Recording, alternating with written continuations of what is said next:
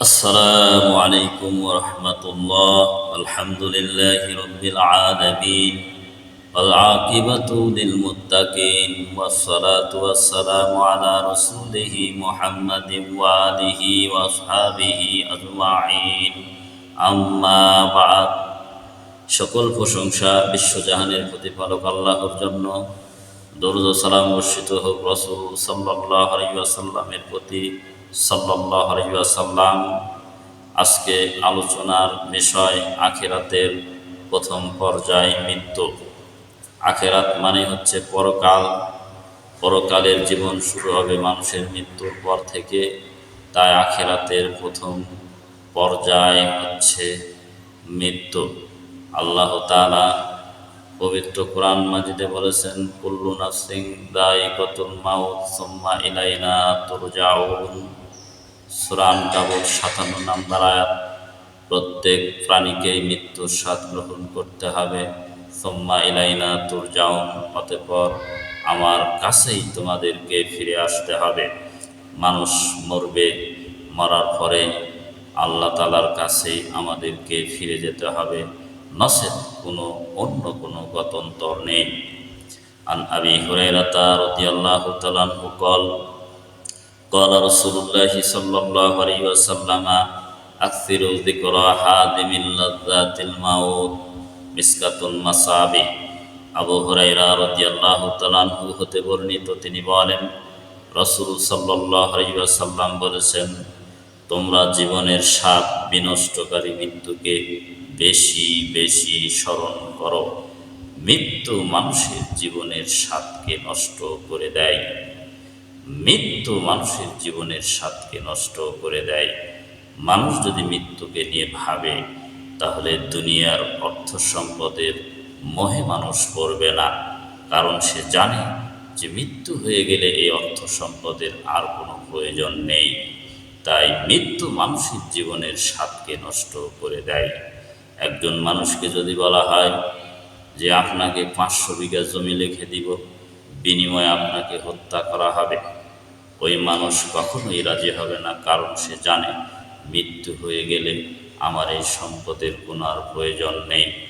কোনো মানুষ যদি বুঝতে পারে যে তাকে 1 কোটি টাকা দেওয়া হবে, বিনিময়ে তাকে গুলি করে মারা হবে, সে কিন্তু রাজি হবে না, কারণ সে জানে, বোঝে যে মৃত্যু হয়ে গেলে এই টাকার কোনো মূল্য নেই। তাই মৃত্যু হচ্ছে মানুষের জীবনের স্বাদ বিনষ্টকারী জিনিস। এই জিনিসটাকে বেশি বেশি স্মরণ করতে হবে।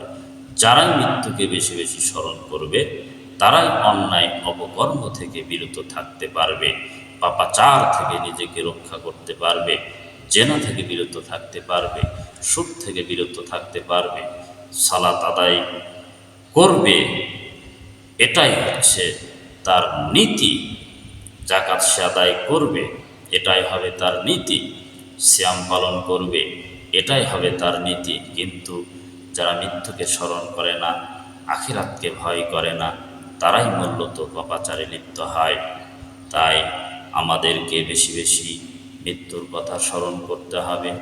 আল্লাহ তাআলা পবিত্র কোরআন মাজিদে বলেছেন, কুল্লু মান আলাইহা ফানিন ওয়া ইয়াবকা ওয়াজহু রাব্বিকা যুল জালালি ওয়াল ইকরাম। সূরা রহমান 26-27 নম্বর আয়াত। পৃথিবীর সব কিছু ধ্বংস হয়ে যাবে, কেবলমাত্র মহিমান্বিত প্রতিপালক ছাড়া। অত্র আয়াত থেকে বোঝা যায় যে পৃথিবী একদিন ধ্বংস হয়ে যাবে, পৃথিবীর সব কিছু ধ্বংস হবে, কিন্তু মহান আল্লাহ তাআলা কখনো ধ্বংস হবে না। কিন্তু আমাদের সমাজে একটা কথা প্রচলিত রয়েছে যে পৃথিবীর সব ধ্বংস হবে, কিন্তু মসজিদগুলো ধ্বংস হবে না। এটা নগর ডাহা মিথ্যা কথা। কারণ পবিত্র কোরআন বলছে, কুল্লু মান আলাইহা ফানিন ওয়া ইয়াবকা ওয়াজহু রাব্বিকা যুল জালালি ওয়াল ইকরাম। সূরা রহমান 26-27 নম্বর আয়াত। পৃথিবীর সব কিছু ধ্বংস হয়ে যাবে, কিন্তু মহান আল্লাহ তাআলা, মহিমান্বিত রব, মহিমান্বিত প্রতিপালক ছাড়া সব কিছু ধ্বংস হবে, কেবলমাত্র আল্লাহ তাআলা থাকবেন। এটাই তার প্রমাণ। আল্লাহ তাআলা আরো বলেছেন, আইনামা তাকুনু ইউদরিকুমুল মাউতু ওয়ালাউ কুনতুম ফি বুরুজিম মুশাইয়াদা। সূরা নিসা ৭৮ নম্বর আয়াত। তোমরা যেখানেই থাকো না কেন, সেখানেই তোমাদের মৃত্যু আসিবে, যদিও তোমরা সুদীর্ঘ দুর্গের মধ্যে অবস্থান করো না কেন, মানুষ মৃত্যু থেকে বাঁচার জন্য যতই সীসাডালা প্রাচীর নির্মিত প্রাসাদ নির্মাণ করুক না কেন, সেখানেও যদি অক্সিজেন নিয়ে বসে থাকে, মৃত্যু যথাসময়ে যথাস্থানে উপস্থিত হবে। মৃত্যু থেকে কেউ রেহাই পাবে না।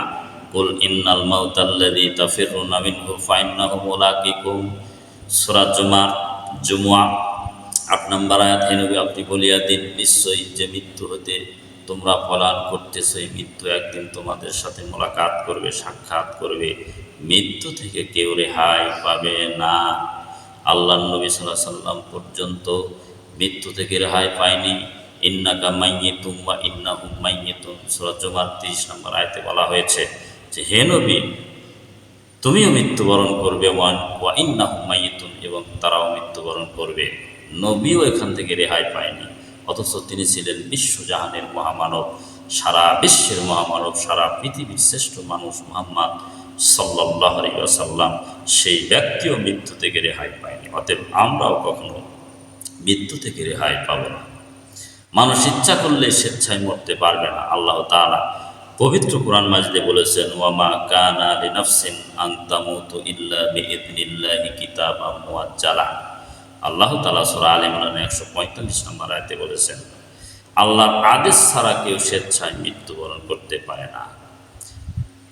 মৃত্যুর জন্য একটি নির্দিষ্ট সময় রয়েছে, যা আগে পিছে কখনো হবে না।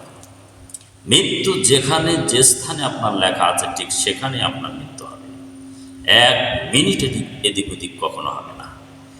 আপনি ইচ্ছা করলে মৃত্যুবরণ করতে পারবেন না। অনেক মানুষ মৃত্যুবরণ করার জন্য গাড়িতে ঝাঁপ দেয়, কিন্তু মরে না, কারণ মৃত্যু লেখা নেই, হাত পা কেটে আছে, বেঁচে আছে। অনেকে বিষ খেয়েছে মৃত্যুবরণ করার জন্য, বিষ খাওয়ার পরেও সে বেঁচে আছে, কারণ তার মৃত্যু নেই। কোরআনের আয়াত থেকে বাস্তবতা যে মৃত্যু যার যেখানে লেখা আছে সেখানেই মৃত্যু হবে। যদি লেখা না থাকে, আল্লাহর আদেশ যদি না থাকে, তাহলে সে কখনোই মৃত্যুবরণ করবে না। মৃত্যুর সময় মানুষের অনেক কষ্ট হয়, যেমন আমাদের নবী মুহাম্মদ সাল্লাল্লাহু আলাইহি ওয়াসাল্লামের কষ্ট হয়েছে। কোরআনে আয়াত আসছে, ওয়াজাআত সাকরাতুল মাউত, আর মৃত্যু যন্ত্রণা তোমাদের অবশ্যই আসবে। আয়েশা রাদিয়াল্লাহু তাআলা আনহা বলেন, আমি রাসূল সাল্লাল্লাহু আলাইহি ওয়াসাল্লামের যে মৃত্যু যন্ত্রণা কারো বেশি দেখিনি। আয়েশা রাদিয়াল্লাহু তাআলা আনহা বলেন, রাসূল সাল্লাল্লাহু আলাইহি ওয়াসাল্লামের মৃত্যুর সময় তার সামনে একটি পানির পাত্র ছিল। তিনি সেই পানির পাত্রে হাত ঢুকাচ্ছেন আর মুখ মুছতেছেন, এবং তিনি বলতেছেন, লা ইলাহা ইল্লাল্লাহ ইন্না লিল মাউতি লা সাকারাত, আল্লাহ ছাড়া সত্য কোনো ইলাহ নেই, মাবুদ নেই, নিশ্চয়ই মরণে কষ্ট রয়েছে। এভাবে তিনি বলতেছেন। বলতে বলতে এক পর্যায়ে তিনি হাত উত্তোলন করলেন, উত্তোলন করে বলতে লাগলেন, আল্লাহুম্মা গফিরলি ওয়ারহামনি ওয়ালহিকনি বিরফিকিল আলা, আল্লাহুম্মা গফিরলি, আল্লাহ আমাকে ক্ষমা করো, ওয়ারহামনি, আমার প্রতি দয়া করো, ওয়ালহিকনি বিরফিকিল আলা, এবং আমাকে মহান বন্ধুর সাথে মিলিয়ে দাও। এইভাবে হাত উত্তোলন করে বলতে লাগলেন। অবশেষে হাত ঢলে পড়ল, তিনি মৃত্যুবরণ করলেন, দুনিয়া ত্যাগ করলেন। এজন্য মৃত্যুর সময় আমাদের তালকিন দেওয়া দরকার, লা ইলাহা ইল্লাল্লাহ, আল্লাহ ছাড়া সত্য কোনো ইলাহ নেই, মাবুদ নেই, ইন্না লিল মাউতি লা সাকারাত, নিশ্চয়ই মরণে কষ্ট রয়েছে। বিশ্বের শ্রেষ্ঠ মানুষ, বিশ্বের শ্রেষ্ঠ মহামানব যখন মৃত্যুর যন্ত্রণা থেকে রেহাই পায়নি, তাহলে আমি একজন সাধারণ মানুষ, আপনি একজন সাধারণ মানুষ, কিভাবে আপনি মৃত্যুর যন্ত্রণা থেকে রক্ষা পাবেন? এটা অসম্ভব। অতএব আমাদের মৃত্যুকে সামনে রেখে, পরকালকে সামনে রেখে আমাদের ঈমান আমল মজবুত করা দরকার, ঈমানের ইসলাহ সংশোধন করা দরকার, আমলের সংশোধন করা দরকার, আমাদের পাপাচার থেকে বিরত থাকা দরকার, সকল অনৈতিক কার্যকলাপ থেকে বিরত থাকা দরকার। আল্লাহ তাআলা আমাদেরকে ঈমান নিয়ে যাতে কবরে যাওয়ার তৌফিক দান করেন, আমিন। আমাদেরকে সুস্থতা দান করেন, আমিন। আমাদেরকে রোগমুক্ত করেন, আমিন। আল্লাহ তাআলা আমরা দুনিয়া ছেড়ে যাব, আল্লাহ আমাদেরকে ক্ষমা করুন, মাফ করুন, এবং আমাদের সকলকে হেদায়েত দান করুন। আসসালামু আলাইকুম ওয়া রাহমাতুল্লাহ।